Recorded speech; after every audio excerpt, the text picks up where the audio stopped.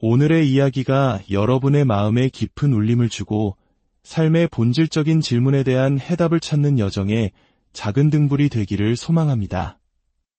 이 귀한 말씀을 주변 분들과 함께 나누고 싶으시다면 이 영상을 공유해 주세요. 하나님의 은혜를 전하는 가장 아름다운 방법이 될 것입니다. 여러분의 구독과 좋아요는 저희가 더 좋은 콘텐츠를 만드는 데 큰 힘이 됩니다. 이 시간을 통해 여러분의 영혼이 평안과 위로를 얻고 하나님의 크신 사랑을 깊이 체험하시기를 기도합니다. 우리는 분주한 일상 속에서 잠시 멈추어 우리 존재의 근원에 대해 얼마나 깊이 생각해 볼까요?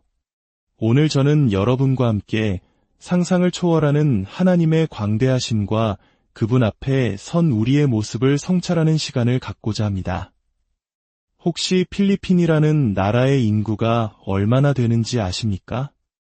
약 1억 명에 달한다고 합니다.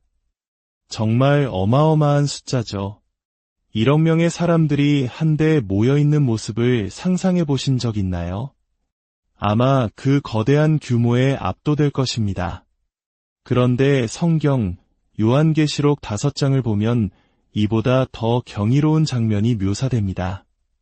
바로 예수 그리스도의 보좌 주위에 만만이여 천천, 즉 1억 명의 천사들이 둘러서 있다는 것입니다. 잠시 눈을 감고 상상해 보십시오. 필리핀 전체 인구와 맞먹는 수에 빛나는 천사들이 오직 한 분, 예수 그리스도의 보좌를 둘러싸고 있는 그 장엄한 광경을 말입니다. 그것은 단순한 상상 속의 그림이 아닙니다. 바로 지금 이 순간 하늘에서 실제로 벌어지고 있는 일입니다. 1억 명의 천사들이 한 목소리로 십자가에 못 박히셨던 어린 양의 위대하심을 찬양하고 있습니다. 그들은 죽임을 당하신 어린 양은 능력과 부와 지혜와 힘과 존귀와 영광과 찬송을 받으시기에 합당하도다라고 외치고 있습니다. 오늘 우리가 이 자리에 모인 이유는 바로 그 1억 천사의 합창에 우리의 목소리를 더하기 위함입니다. 비록 우리는 이 거대한 우주 속 작은 경기장에 모인 소수에 불과하지만 우리의 찬양은 하늘의 보좌에 닿습니다. 우리 자신을 드러내는 것이 아니라 오직 십자가에 달리신 그 어린 양만이 모든 존귀와 영광을 받으시기에 합당하신 분임을 고백하는 것입니다.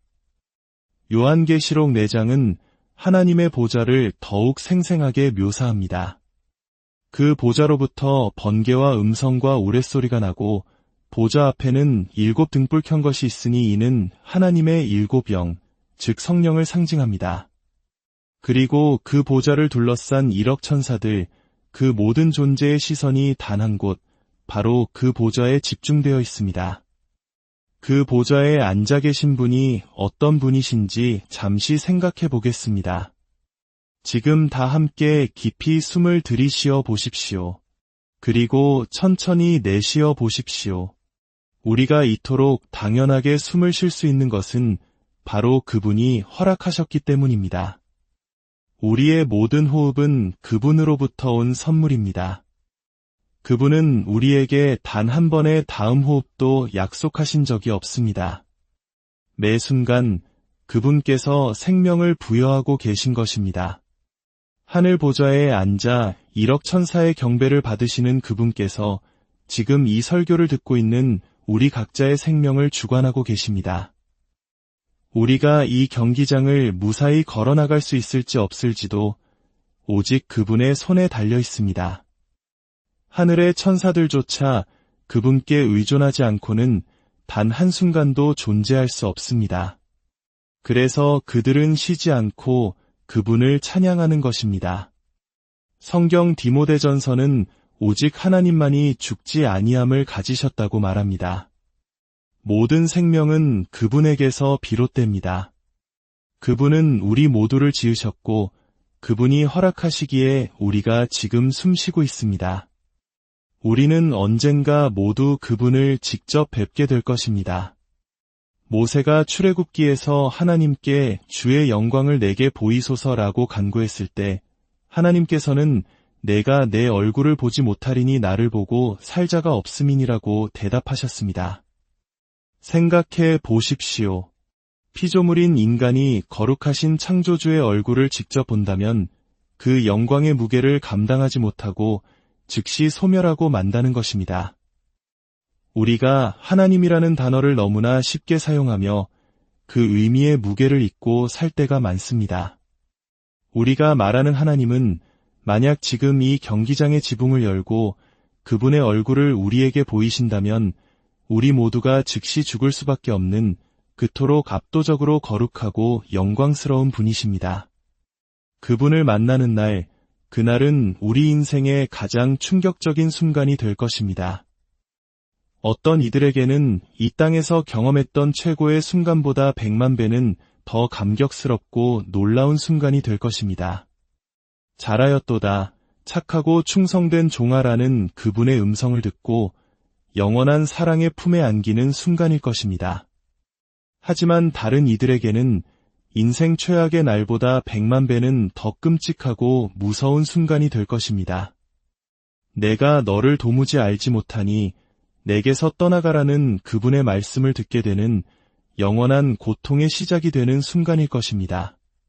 그렇기에 여러분, 우리가 이 땅을 살아가는 동안 반드시 확신해야 할 단 한 가지가 있다면 바로 하나님을 만날 그날 나에게 어떤 일이 일어날 것인가 하는 문제입니다. 제 말을 그저 받아들이지 마십시오. 직접 이 성경을 읽고 연구하십시오. 사도행전 17장에 나오는 베레아 사람들처럼 되십시오. 그들은 사도 바울의 설교를 듣고 그것이 그러한가 하여 날마다 성경을 상고했습니다. 교회에서 설교를 들은 후에 집에 돌아가 그 말씀이 정말 성경적인지 문맥에 맞는지 확인해 보십니까? 이것은 영혼에 관한 문제입니다. 이 세상 그 어떤 것보다 중요한 문제입니다. 그러니 우리는 이 말씀의 진지한 학생이 되어야 합니다. 성경은 마지막 때의 사람들이 바른 교훈을 받지 아니하며 기가 가려워서 자기의 사욕을 따를 스승을 많이 둘 것이라고 경고합니다. 사람들은 진리를 알기보다 자신이 믿고 싶은 것을 믿으려 하고 듣고 싶은 말을 해주는 거짓 선생들을 찾아다닐 것입니다. 저는 이 자리에 계신 여러분이 비록 내가 자라온 환경과 가르침에 반하는 것일지라도 오직 진리만을 알기 원하는 분들이기를 소망합니다. 오늘 저의 유일한 목표는 여러분이 어떻게 구원을 받는지, 어떻게 천국에 갈 것을 확신할 수 있는지를 전하는 것입니다. 100년 후에 제가 여러분 중 몇몇 분의 눈을 바라보며 그날 밤 당신이 전해준 성경 말씀을 듣고 집에 돌아가 그것이 사실인지 확인했습니다. 그리고 그것은 진리였습니다. 그래서 저는 하나님을 따르기로 결심했고 그 순간 성령께서 제게 임하여 제 삶이 영원히 바뀌었습니다. 라는 고백을 듣는 것이 저의 가장 큰 소망입니다. 오늘 밤 혹시 잘못된 가르침에 속아왔거나 하나님을 대면하는 것에 대해 진지하게 생각해보지 않았던 분들이 계시다면 더 깊이 생각하고 하나님과의 관계를 바로 세우는 시간이 되기를 바랍니다. 하나님은 은혜롭고 사랑이 많으시며 용서하시는 분이십니다. 그분은 여러분과 관계 맺기를 원하십니다. 세상은 우리에게 여러 가지 거짓말을 속삭입니다. 첫 번째 거짓말은 당신은 우연의 산물이다라는 것입니다. 학교에서는 수십억 년 전 먼지가 우연히 폭발하고 지구가 생겨나고 생명체가 자라나 지금의 우리가 되었다고 가르칩니다. 그러나 성경은 다르게 말합니다. 여러분은 하나님의 놀라운 계획과 목적 아래 창조된 존귀한 존재입니다. 사도행전 17장 26절은 하나님께서 한혈통으로 모든 인류를 만드사 온 땅에 살게 하시고 그들의 연대를 정하시며 거주의 경계를 한정하셨으니 이는 혹 하나님을 더듬어 찾아 발견하게 하려 하심이라고 말씀합니다. 하나님은 여러분이 태어날 때와 장소, 그리고 오늘 밤 이 자리에 있을 것까지 모두 계획하셨습니다. 그 모든 상황을 통해 당신이 하나님을 찾고 발견하기를 원하십니다. 로마서 1장 20절은 창세로부터 그의 보이지 아니하는 것들, 곧 그의 영원하신 능력과 신성이 그가 만드신 만물에 분명히 보여 알려졌나니 그러므로 그들이 핑계하지 못할 것이라고 말합니다. 잠시 창조 세계의 신비를 생각해 보십시오. 우리는 불타는 핵으로 이루어진 구체 위에서 살고 있습니다. 지구는 시속 1600km의 속도로 자전하면서 1억 5천만 킬로미터 떨어진 태양 주위를 시속 10만 킬로미터가 넘는 속도로 공전하고 있습니다. 이 모든 것이 단 1도의 오차도 없이 완벽하게 운행되고 있습니다. 이것을 그저 운이나 우연이라고 부를 수 있겠습니까? 하나님은 이 모든 것을 통해 당신이 그분을 알기를 원하십니다. 두 번째 거짓말은 당신은 선한 사람이다라는 것입니다. 세상은 우리에게 당신은 충분히 착하고 하나님도 당신을 좋게 보실 것이라고 말합니다. 그러나 성경은 다르게 말합니다. 로마서 3장 10절은 의인은 없나니 하나도 없으며 깨닫는 자도 없고 하나님을 찾는 자도 없고 다 치우쳐 함께 무익하게 되고 선을 행하는 자는 없나니 하나도 없도다 라고 선언합니다. 23절은 모든 사람이 죄를 범하였음에 하나님의 영광에 이르지 못하더니 라고 말합니다. 이것은 우리가 하나님의 완전하고 거룩한 기준에 미치지 못하는 죄인이라는 뜻입니다. 세 번째 거짓말은 사랑의 하나님은 결코 벌하지 않으실 것이다라는 것입니다. 많은 사람들이 사랑의 하나님이 지옥과 같은 끔찍한 형벌을 만드셨을 리 없다고 주장합니다. 그러나 성경 전체를 읽어보십시오. 하나님은 사랑의 하나님이신 동시에 공의의 하나님이십니다. 그분은 죄를 결코 눈감아 주실 수 없습니다. 창세기에서 죄로 가득 찬 세상을 홍수로 심판하셨고 애굽의 바로에게 경고하신 대로 장자를 치셨습니다. 하나님은 결코 허풍을 떠시는 분이 아닙니다. 요한계시록 20장은 마지막 때의 사탄뿐만 아니라 누구든지 그 이름이 생명책에 기록되지 못한 자는 불못에 던져진다고 분명히 말씀합니다. 이 말씀이 불편하게 들릴 수 있습니다. 저 역시 이 책에 나오는 모든 것을 다 좋아하지는 않습니다. 하지만 제가 이 책의 내용에 동의하지 못할 때 저는 제 생각이 틀렸고 그분이 옳으시다는 것을 인정합니다. 그분의 생각은 우리의 생각보다 높기 때문입니다.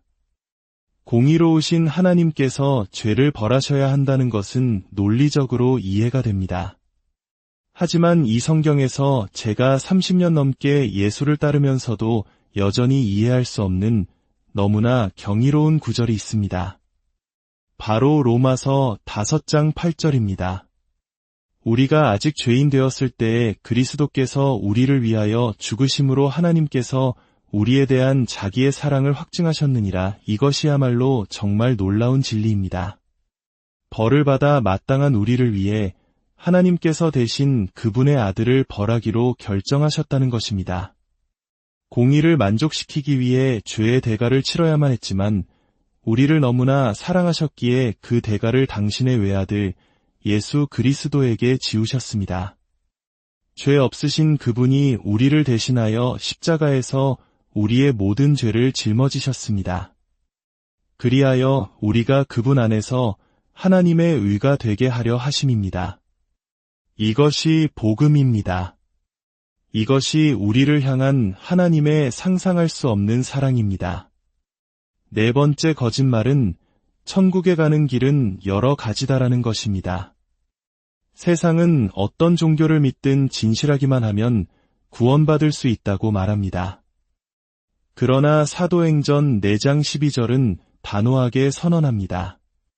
다른 이로서는 구원을 받을 수 없나니 천하 사람 중에 구원을 받을 만한 다른 이름을 우리에게 주신 일이 없음이라. 예수님 자신도 요한복음 14장 6절에서 내가 곧 길이요 진리요 생명이니 나로 말미암지 않고는 아버지께로 올 자가 없느니라 고 말씀하셨습니다. 만약 다른 길이 있었다면 하나님께서 굳이 당신의 아들을 그토록 고통스럽게 십자가에서 죽게 하셨을까요? 아닙니다. 오직 예수 그리스도만이 유일한 구원의 길입니다. 다섯 번째 거짓말은 그저 기도 한 번 하면 구원받는다는 것입니다. 성경 어디에도 눈을 감고 기도문만 따라하면 구원받는다고 말하지 않습니다. 성경이 말하는 것은 회개입니다. 회개란 내가 가던 길에서 180도 돌아서서 예수님을 따르는 삶의 완전한 방향 전환을 의미합니다. 그리고 세례를 통해 옛 자아에 대해 죽고 그리스도와 함께 다시 사는 것을 고백하며 성령의 선물을 받아 그분의 능력으로 살아가는 것입니다. 당신은 진정으로 당신의 삶을 하나님께 드리기로 결단한 적이 있습니까? 마지막 거짓말은 예수님을 따르면 인생의 모든 문제가 해결되고 부자가 될 것이다라는 것입니다. 성경은 오히려 그 반대를 말합니다. 예수님을 따르는 삶은 더 힘들어질 수 있습니다. 바울 사도는 고린도 후서 4장에서 우리가 사방으로 우겨쌈을 당하여도 쌓이지 아니하며 답답한 일을 당하여도 낙심하지 아니하며 박해를 받아도 버림받지 아니하며 거꾸러뜨림을 당하여도 망하지 아니한다고 고백합니다. 세상은 우리를 미워할 것입니다. 예수님께서 세상이 너희를 미워하면 너희보다 먼저 나를 미워한 줄을 알라고 말씀하셨습니다. 그러나 바울은 또한 말합니다. 우리가 잠시 받는 환난에 경한 것이 지극히 크고 영원한 영광에 중한 것을 우리에게 이루게 함이니 이 땅에서의 고난은 장차 우리에게 나타날 영광과 비교할 수 없습니다. 이제 여러분 각자가 하나님 앞에서 결단할 시간입니다. 이 순간은 저나 다른 사람을 위한 것이 아닙니다. 당신과 하나님 사이의 개인적인 시간입니다. 잠시 고개를 숙여주시겠습니까? 1억 천사들에게 둘러싸여 하늘 보좌에 앉아 계신 하나님을 상상해 보십시오. 그 영광스러운 하나님께서 당신을 위해 아들을 보내셨고 그 아들이 십자가에 못 박히시고 죽으시고 부활하셨습니다. 그리고 지금 당신의 마음의 문을 두드리고 계십니다. 당신이 그분을 따르기 원한다면 그분의 영을 주시겠다고 약속하십니다. 그 하나님께 말씀드리십시오. 당신의 마음을 정직하게 아뢰십시오. 거룩하신 하나님 아버지, 당신의 말씀이 우리를 성령의 전으로 삼으신다고 하셨사오니 이 시간 이 자리에 있는 모든 심령 가운데 그 기적이 일어나게 하여 주시옵소서. 당신을 믿고 의지하는 모든 이들에게 성령으로 임하여 주셔서 당신을 더 깊이 알고 당신의 능력으로 구원받게 하옵소서. 우리를 위해 아들을 보내주신 그 놀라운 사랑에 감사드립니다. 이제 우리도 하늘의 1억 천사들과 함께 한 목소리로 고백합니다. 죽임을 당하신 어린 양은 영광과 존귀와 찬송을 받으시기에 합당하시나이다. 이 모든 말씀 우리를 구원하신 주 예수 그리스도의 이름으로 기도드립니다. 아멘. 주 예수 그리스도의 은혜와 하나님의 사랑과 성령의 교통하심이 여러분 모두와 함께